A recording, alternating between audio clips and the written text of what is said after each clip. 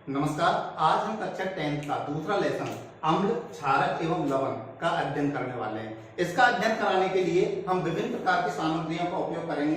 देखो, जैसे कि हमारे पास दो ग्लास हैं, उनके अंदर कुछ पदार्थ रखे हुए हैं। इसके बाद हमारे पास दो बाउल हैं, इनमें भी कुछ पदार्थ रखे हुए हैं।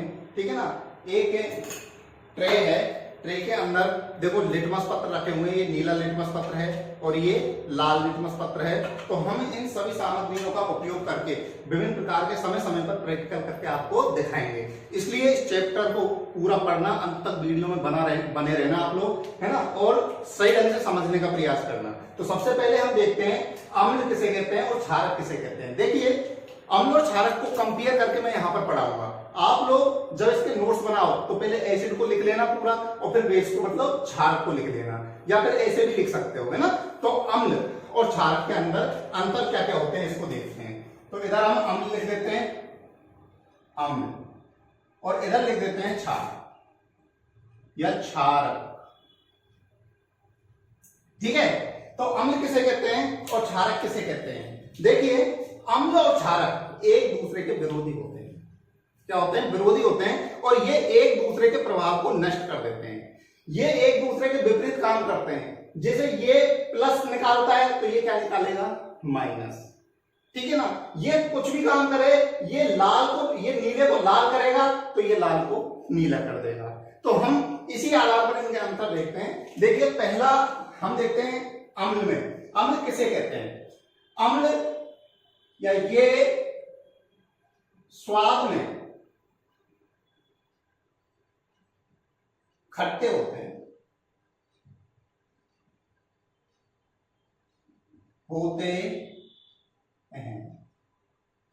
तो अम्लों की पहली विशेषता क्या हुई? ये स्वाद में कैसे होते हैं? खट्टे। जबकि क्षारकों की बात करते हैं तो क्षारक जो होते हैं वो स्वाद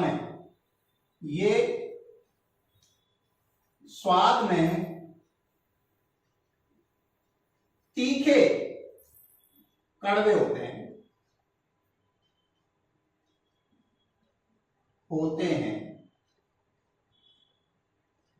ठीक है। तो दोनों में स्वाद के अकॉर्डिंग अगर अंतर देखें तो पहला अंतर होगा ये स्वाद में खट्टे होते हैं। जैसे अपन दही खाते हैं तो दही कैसा होता है? खट्टा। तो उसके अंदर क्या है? अम्ल है। ठीक है। हम संतरा खाते हैं, संतरे में अम्ल है। नींबू है, नींबू के अंदर क्या पाया जाता है? अम्ल पाया जाता है। ठीक है। अब इसका दूसरा अंतर देखते हैं इन दोनों में। ये जल में घुलने पर, या इसी में देख लेते हैं, ये जल में घोलने पर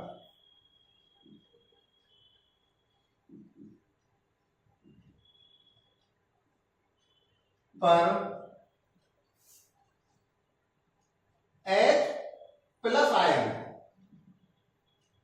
मुक्त करते हैं या आयन देते हैं।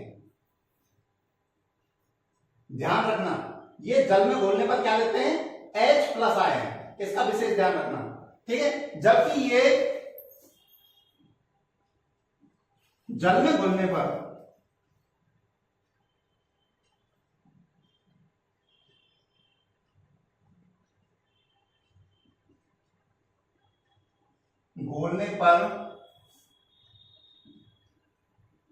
OH माइनस आयन देते हैं। ठीक है। तो दूसरा साधारण सा डिफरेंस ध्यान रखना। इनको जल में, अम्लों को हम जल में डालते हैं। जैसे अम्लों को एक जल से भरा हुआ ग्लास लेते हैं, अम्ल को उसमें डालते हैं, तो उसमें से क्या निकलेंगे? H plus ion. ध्यान रखना, H प्लस आयन। जबकि क्षारों को जल में डाला जाता है तो क्या निकलेंगे? OH माइनस आयन देते हैं। हो गए ना एक दूसरे के विरोधी। ये प्लस दे रहा है तो ये क्या दे रहा है? माइनस दे रहा है। तीसरा देखते हैं अंतर। तीसरा अंतर में ये नीले लिटमस पत्र को, नीले लिटमस पत्र को लाल कर देते हैं, लाल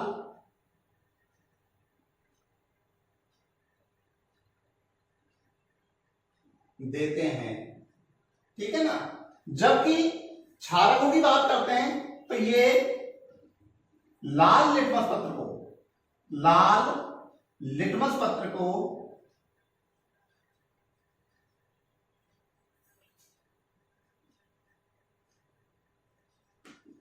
कैसा कर देते हैं, नीला कर देते हैं।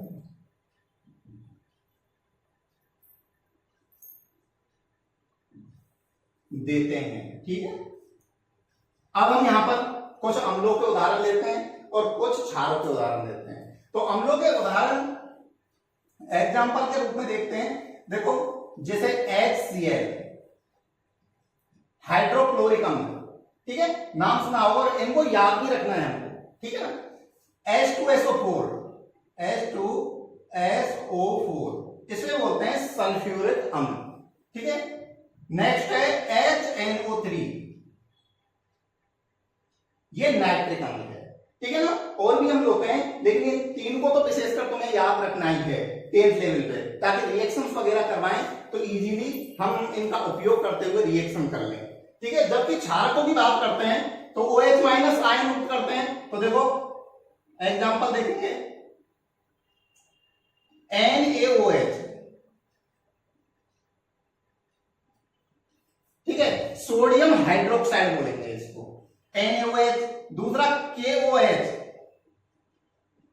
तीसरा CaOH का होल ट्वाइस, ठीक है। MgOH का होल ट्वाइस भी ले सकते हैं ना। तो ये है हमारे अम्ल और क्षारक में अंतर। तो आइए हम इनको प्रैक्टिकल करके जो हमने शब्द लिखे हैं ये किस प्रकार से हम इनको यूज कर सकते हैं। देखिए मेरे हाथ में एक पदार्थ है, या फिर एक पदार्थ है, देखिए, है ना। अब मैं पहले ये देखता हूं कि इसमें लाल लिटमस पत्र को डालता हूं। जब लाल लिटमस पत्र को डालते हैं तो देखिए गीला तो हो गया, लेकिन इसका रंग नहीं बदला, ये एज इट इज है, ठीक है। लेकिन जब मैं इसमें नीला लिटमस पत्र डालता हूं, देखिए ये नीला लिटमस पत्र है, इसके अंदर डाला, डालने के बाद देखिए इसका कलर चेंज हो गया, हुआ या नहीं हुआ, ठीक है। तो इससे हमें स्पष्ट होता है कि जो एक ग्लास में रखी हुई जो भी रखी हुई वस्तु है या रखा हुआ पदार्थ है ये क्या है, अम्ल है। वैसे मैंने इसमें नींबू का रस लिया है, ठीक है। तो नींबू का रस क्या होता है, अम्ल होता है, ठीक है। और जो हमें इससे लिटमस पत्र से इसका व्यवहार का पता भी चल रहा है, ये नीले लिटमस पत्र को क्या कर रहा है, लाल कर रहा है, ठीक है। ये तो हुआ अम्ल का, ठीक है। अब हम देखते हैं क्षार के लिए। क्षार के लिए मेरे हाथ में दूसरा देखो ग्लास है, ठीक है। इसमें सबसे पहले मैं नीला लिटमस पत्र डालता हूं, देखिए नीला लिटमस पत्र है, इसको डाला, देखिए कोई परिवर्तन नहीं होगा, इसका मतलब ये अम्ल तो नहीं है, एसिड नहीं है, ठीक है ना। अब मैंने क्या किया, देखो लाल लिटमस पत्र लिया, इसको मैंने इसके अंदर डाला, तो देखिए इसका रंग चेंज हुआ या नहीं हुआ, हुआ। अर्थात लाल लिटमस पत्र को कैसा कर दिया इसने, नीला कर दिया। तो हम यहां पर कह सकते हैं कि ग्लास में भरा हुआ पदार्थ क्या है, क्षारक है, ठीक है, क्षार है। तो इस प्रकार से हमारा लिटमस पत्र के प्रति इसका व्यवहार स्पष्ट हो गया। दूसरा, स्वाद के अकॉर्डिंग भी देख सकते हो, तुम दही को खाते हो कैसा लगता है, खट्टा लगता है, ठीक है। जबकि जैसे इसमें इसका स्वाद कैसा होता है, तीखा और कड़वा होता है, ठीक है। अब यहां तक तुम्हारे ये समझ में आ गया होगा। इसके बाद में हम अम्लों को देखते हैं कि अम्ल कितने प्रकार के होते हैं। देखो अम्ल दो प्रकार के होते हैं, एक तो प्रबल अम्ल और एक दुर्बल अम्ल। प्रबल अम्ल किसे कहते हैं, दुर्बल अम्ल किसे कहते हैं, इसकी डेफिनेशन भी देखेंगे। इसी प्रकार क्षारक भी दो प्रकार के होते हैं, प्रबल और दुर्बल। तो देखिए सबसे पहले हम इसको देखते हैं, प्रबल अम्ल। प्रबल अम्ल किसे कहते हैं, देखो अम्लों के बारे में देखते हैं तो यहां पर H+ आयनों के अकॉर्डिंग देख रहे हैं, ठीक है। जिसमें H+ आयनों की संख्या अधिक हो, जिस विलयन के अंदर H+ आयनों की मात्रा अधिक हो, संख्या अधिक हो, वो प्रबल अम्ल, और जिसमें H+ आयनों की संख्या कम हो वो क्या होगा, दुर्बल अम्ल। तो इसको लिखते हैं, जिसमें H+ आयनों की संख्या क्या हो, अधिक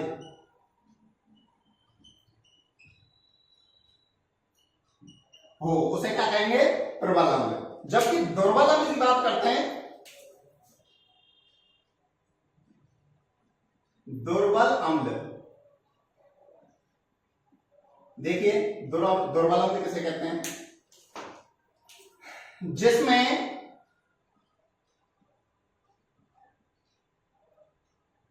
H+ आयनों की संख्या क्या हो, कम हो, उसे क्या कहेंगे, दुर्बल अम्ल। इसी प्रकार हम क्षारकों को देखेंगे। यहां पर देखिए,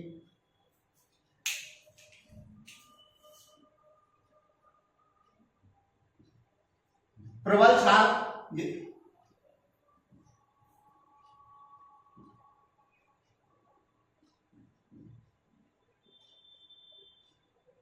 और दुर्बल क्षार।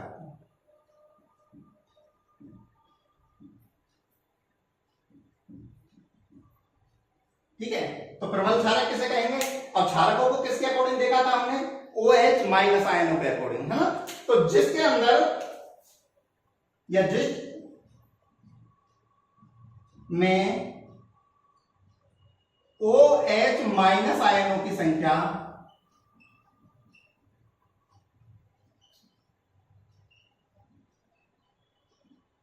क्या हो, अधिक हो,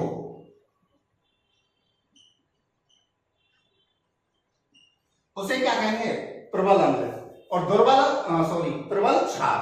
जबकि दुर्बल क्षार किसे कहेंगे, जिसमें OH- आयनों की संख्या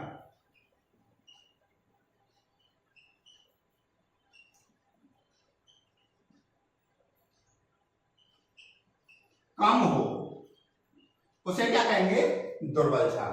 ठीक है ना। तो प्रबल अम्ल किसे कहते हैं, दुर्बल अम्ल किसे कहते हैं, इसकी डेफिनेशन हो गई, है ना। प्रबल क्षार किसे कहते हैं, दुर्बल क्षार किसे कहते हैं, इसको भी तुम अच्छे ढंग से समझ गए होंगे। अब देखिए, इसके बाद में कुछ ऐसे पदार्थ होते हैं जिनके माध्यम से हम इनको समझ सकते हैं। ठीक है, कैसे, देखिए, उन पदार्थों को कहते हैं सूचक। वे मतलब ऐसे जो कुछ रासायनिक पदार्थ होते हैं जिनसे हम अम्ल और क्षार का पता लगा सकते हैं, उन्हें क्या कहा जाता है, सूचक। क्या कहते हैं, सूचक। तो सूचक के बारे में देखते हैं, सूचक क्या होते हैं। सूचक, सूचक किसे कहते हैं, सूचक क्या होते हैं, उनके बारे में देखते हैं। तो वे रासायनिक पदार्थ, वे रासायनिक पदार्थ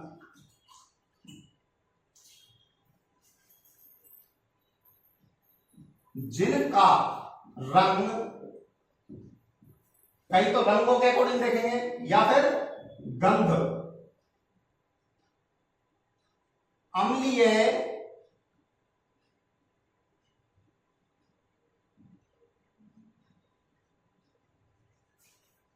अथवा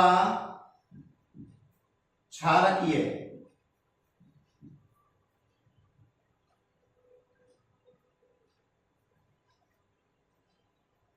माध्यम में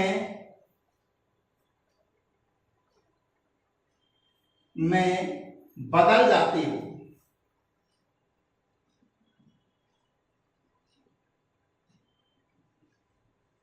उन्हें क्या कहते हैं, सूचक कहा जाता है। या वे रासायनिक पदार्थ जिनका रंग या गंध अम्लीय या फिर क्षारीय माध्यम में बदल जाता हो या परिवर्तित हो जाता हो, उसे क्या कहते हैं, सूचक कहते हैं।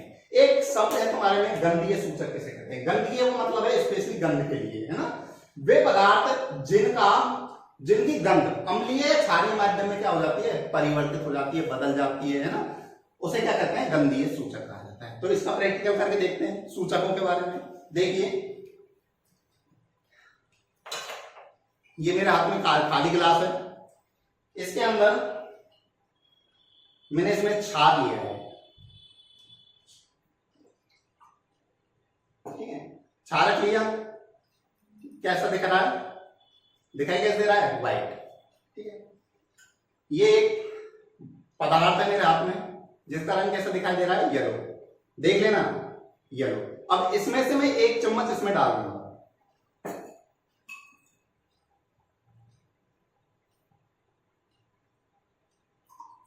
देखिए येलो था, येलो रहना चाहिए था, लेकिन क्षार है इसलिए इसका रंग कैसा हो गया, लाल हो गया।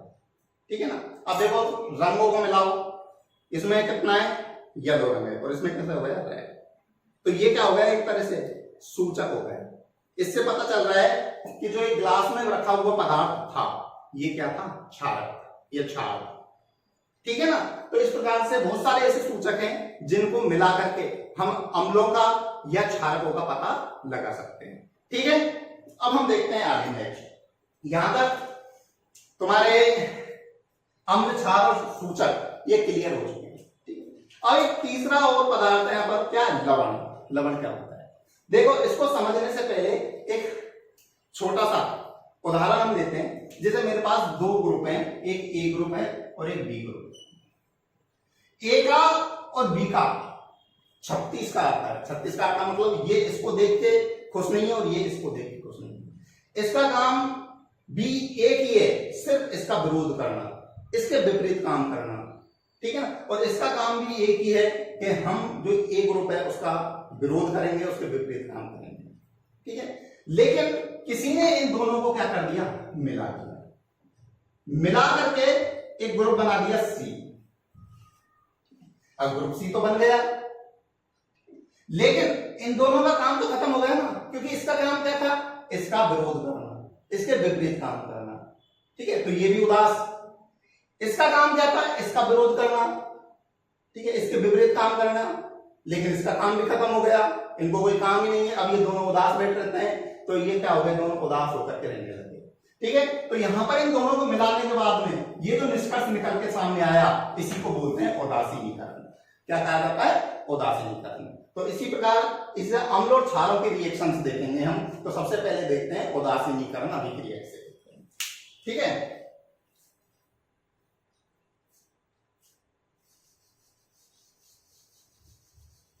देखिए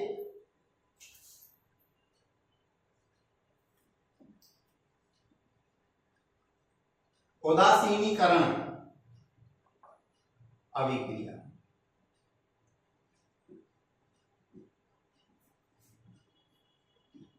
किसे कहते हैं,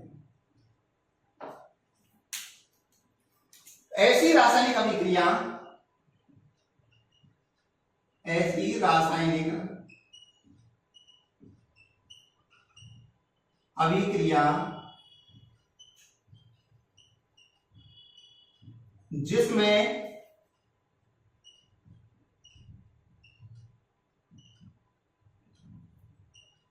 अम्ल और क्षारक अभिक्रिया करके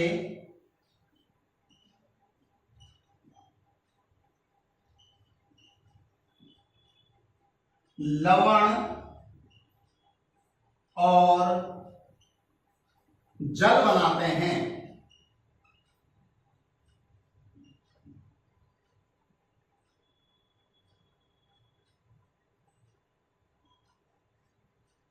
उसे उदासीनीकरण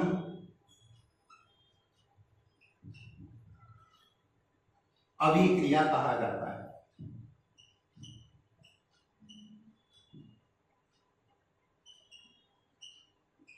कहते हैं। देखो इससे पहले, लिखने से पहले मैंने एक उदाहरण बताया, उसके अकॉर्डिंग हमने अम्ल लिया,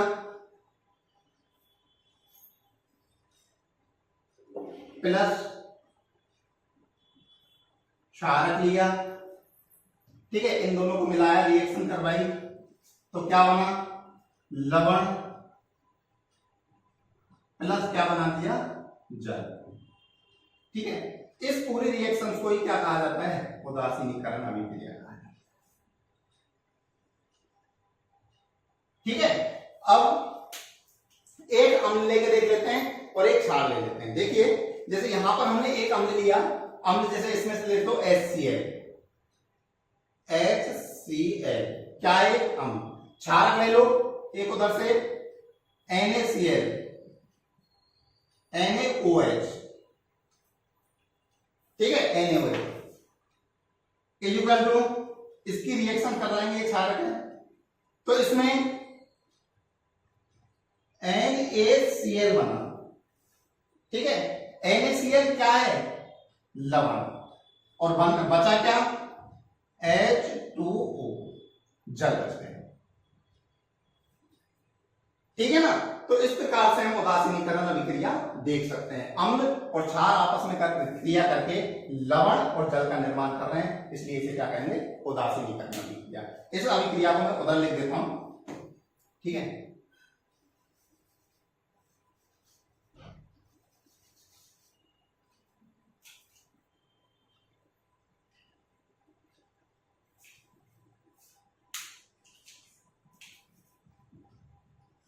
HCl अम्ल, NaOH ये क्षार लिया हमने, रिएक्शन हुई, रिएक्शन होने के बाद NaCl बना जो कि लवण है, प्लस H2O हमारा क्या बन गया? जल।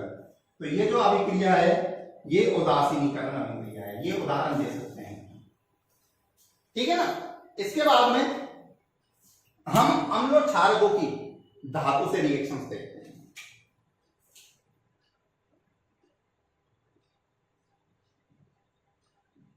अम्ल और क्षारकों की किससे? धातु से अभिक्रिया।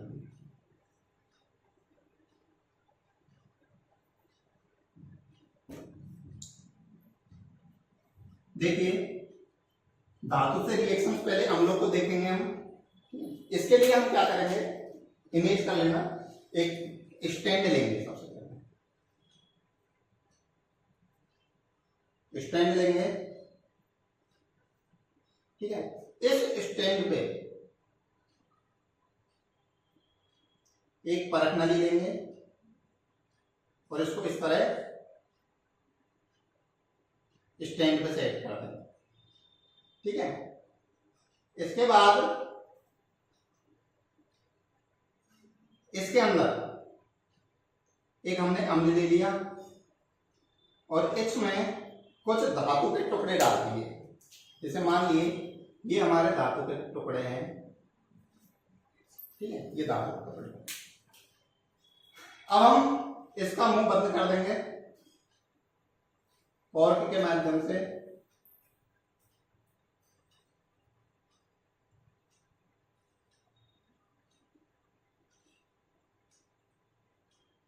और ये जो नली है इसको हम एक टब के अंदर जिसमें पानी भरा हुआ है, ठीक है, उसके अंदर लेंगे। अब ध्यान रखना किस प्रकार से क्रिया होगी। जब रिएक्शंस होगी किसमें? माना इसके अंदर जिंक है, क्या है? जैसे इसका नाम दे दिया मैंने Zn, जिंक के टुकड़े, जिंक की धातु है, जिंक के टुकड़े, और इसके अंदर एक अम्ल है H2SO4, ठीक है। अब हम जब इसको देखते हैं तो देखते देखते इसके अंदर रिएक्शंस होती हैं। वो रिएक्शंस क्या होगी? देखो Zn का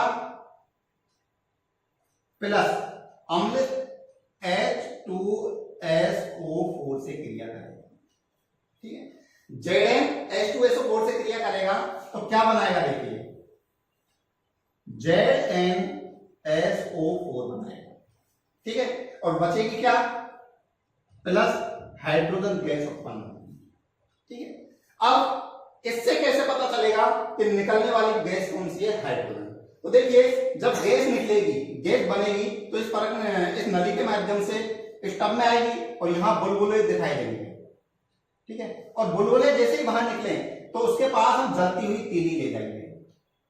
जलती हुई तीली जानते हो? माचिस की तीली, जलती हुई ले जाएंगे तो ये गैस फट फट की आवाज उत्पन्न करेगी। जैसे चटपट चलाते होंगे तुम दीपावली के दिनों में, है ना, तो इस प्रकार से ये आवाज करेगी, फट फट की आवाज। तो इससे स्पष्ट होता है कि निकलने वाली गैस कौन सी है, हाइड्रोजन गैस। ठीक है, ये धातुओं से रिएक्शन करके ये पता चलता है कि निकलने वाली गैस कौन सी है, हाइड्रोजन गैस है। अब देखिए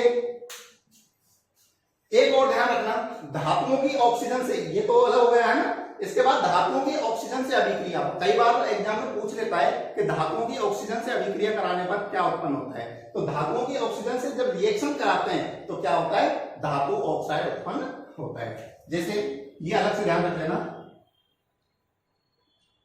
दूसरी धातु ले लेते हैं, जैसे Ca+O2 = CaO।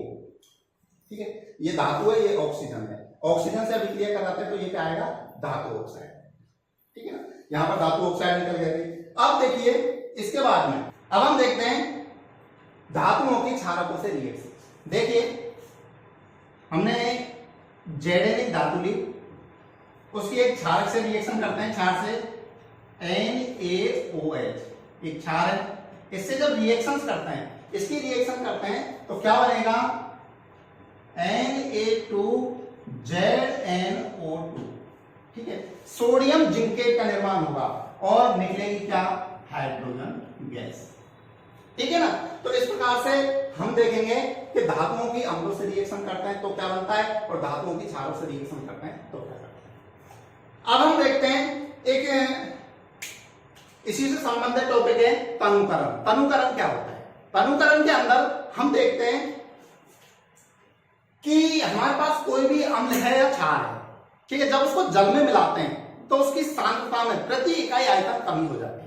या फिर ऐसे समझिए, जैसे माना मेरे पास एक नींबू की रस की एक कटोरी है या फिर बाउल है, इसके अंदर मैं पानी मिलाऊंगा और दोनों स्थितियों में मैं इसको चख के देखूंगा। नींबू के रस के अंदर पानी मिलाने से पहले जब मैं इसको चखूंगा तो ये मुझे बहुत खट्टा लगेगा, क्योंकि इसमें पूरा प्योर क्या है, नींबू का रस है। लेकिन जब मैं इसके अंदर पानी मिला दूंगा, इतना ही है, इससे ज्यादा थोड़ा ज्यादा मिला लेते हैं ना, तो मिला के बाद में इसको चखते हैं तो इसका खट्टापन थोड़ा कम होता है। क्यों, क्योंकि इसके आयनों की सांद्रता में, प्रति इकाई आयतनों की सांद्रता में क्या आ गई, कमी आ गई। इसे ही क्या कहा जाता है, तनुकरण कहा जाता है। तो इसी को हम लिख देते हैं, तनुकरण।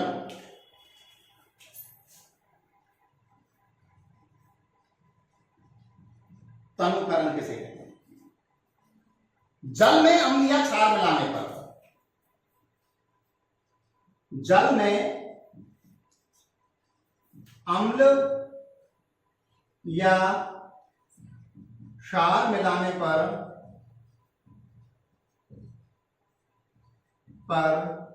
आयनों की सांद्रता में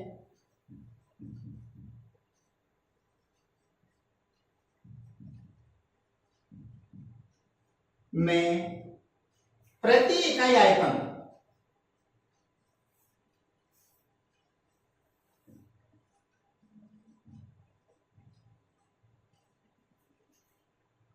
में कमी आ जाती है।